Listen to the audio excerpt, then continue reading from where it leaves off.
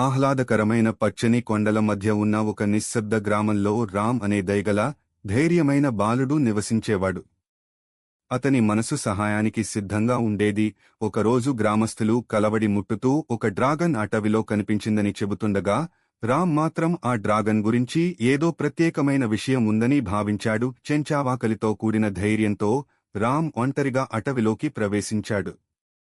అతనికి డ్రాగన్ను చూచి నిజం తెలుసుకోవాలని ఆసక్తి కలిగింది. అటవిలో లోతులో రామ్ ఒక గాయపడ్డ డ్రాగన్ను చూశాడు. అది భయంతో, నొప్పితో వణికుతూ ఉండేది. కాని దాని కళ్లలో కోపం కాదు, భయముంది. రామ్ ఆ డ్రాగన్కు కొద్దిగా ఆహారం ఇచ్చాడు. అటవిలోని మూలికలతో దాని గాయాన్ని శుభ్రం చేసి కట్టుచేశాడు.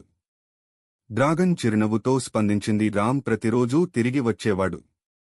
డ్రాగన్ మెల్లగా కోలుకున్నప్పుడు వాళ్ల మధ్య గొప్ప స్నేహం పెరిగింది.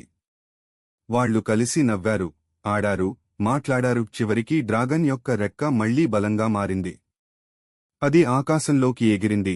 రామ్ దాని మెడపై ఎక్కి గ్రామస్థులు ఆశ్చర్యపోయారు. రామ్ డ్రాగన్ మీద వచ్చాడు, భయానకమైన జీవిగా కాక ఒక మిత్రుడిగా.